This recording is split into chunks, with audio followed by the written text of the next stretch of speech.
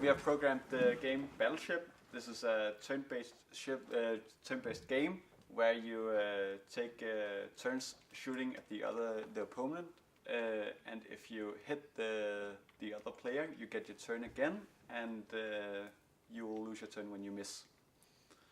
Yeah. The game is started by first pressing enter, and then choosing between 25 different programmed boards that places your ship differently on the board.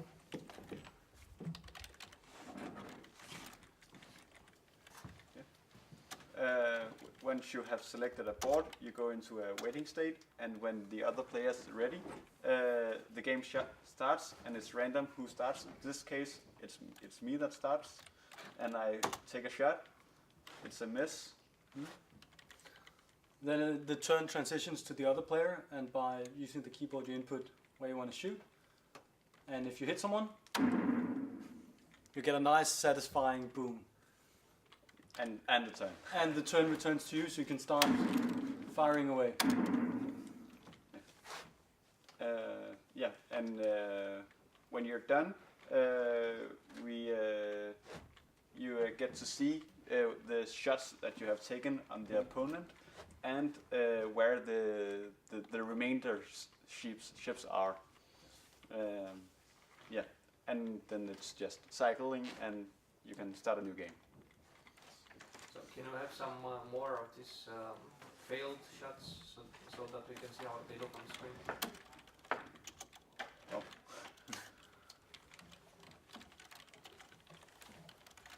Okay. Yeah. Fine. Yes. And the game is implemented on 2 cyber boards. Yeah, thank you. So each of the cybos run the game, and they communicate through UR communication. We did this because we wanted it to be like each player could have their own console, and then they could connect with a friend and play. So all of the graphics is done just on the cybo to the screen, but whenever you take a shot, you communicate that to the opponent, and then they communicate back whether you hit or not. There are 2 different types of input methods. You can either do it by keyboard or by joystick, analog joystick. The keyboard is interrupt based, and is the most pleasant experience playing the game, because the interrupt routine would move around your cursor even though it's not your turn, so you can prepare the next shot while it's the opponent's turn. But on the joystick, since we're pulling on the X and Y axis and the enter button, you can only move the cursor when it's your turn. And the sound output from the FPGA is, the sound is playing on both FPGAs, and the sound output is a regular 3.5mm jack, so you can use it when you're with your home stereo.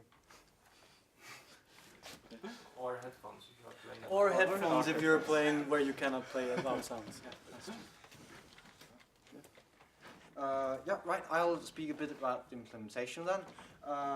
The implementation is primarily IP core based, which means that we have pre-packed hardware that we can implement in the programmable logic section, which is the FPGA part of the cyber.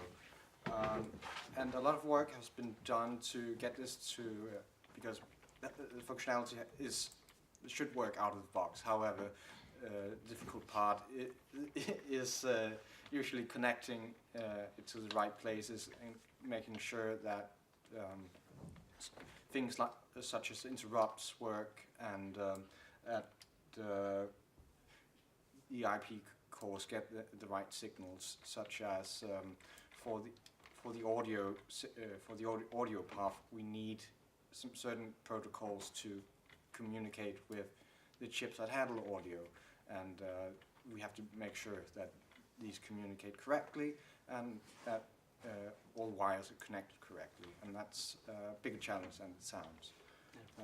The rest has been implemented in software, and a lot of work has been done to get the drivers to work correctly. This is the part that handles input and output from hardware and translates it into pure software, so we can use it in Logic.